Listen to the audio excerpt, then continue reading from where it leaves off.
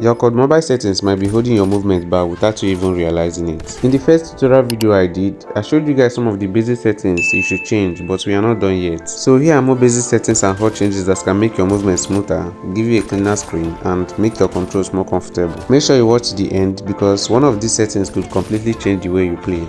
Let's get into it. First, we have aim assist. I recommend keeping aim assist on. Aim assist helps your crosshair stay closer to an enemy when you are already aiming at them. This can make tracking enemies easier, especially during close range gunfights where enemies are moving quickly. It doesn't aim for you, but it can help you stay on target and make your aim feel more consistent. So if you have it turned off, go into your settings and turn aim assist on. Next is joystick and sprint settings. Go to your basic settings, scroll down until you find fix virtual joystick display position. If it's turned on, turn it off.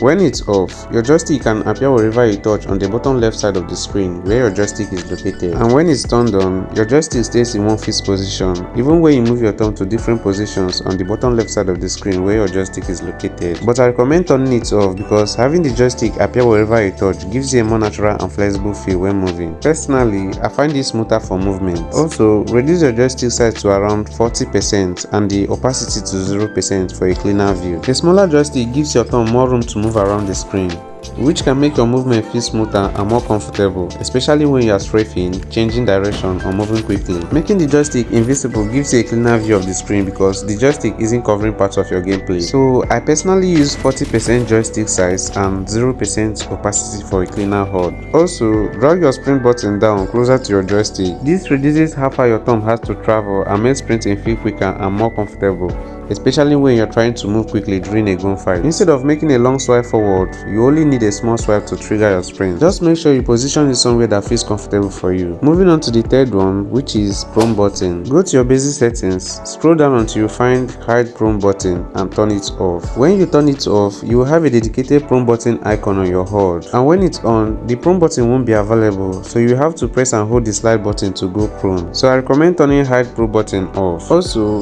turn quick run from prone on. When this is turned on, you can sprint directly from the prone position without having to stand up first. And when it's off, you have to stand up before you can start sprinting, which takes more time and can slow down your movement. Now go to your HUD and make sure your prone button is positioned somewhere you can reach quickly during a gunfight. Going prone can make you harder to hit and is especially useful when you are drop shotting, but don't just place it anywhere. You want it close enough to reach quickly while still leaving enough space between it and your other buttons so you don't accidentally press it. Find a position that works naturally with the way you hold your phone. The goal is simple: quick access without accidental presses. Next is weapon inspection while running. Go to your basic settings and turn weapon inspection on. Once you turn it on, the weapon inspection button will appear on your HUD. Then go back to your basic settings, turn weapon inspect while running or jumping on. With this enabled, you can inspect your weapon while running or jumping instead of having to completely stop moving. Now, this isn't going to improve your aim or make you better at gunfights. It's more of a convenience and style setting, but if you like showing off your weapon or checking out your blueprints while moving, definitely turn it on.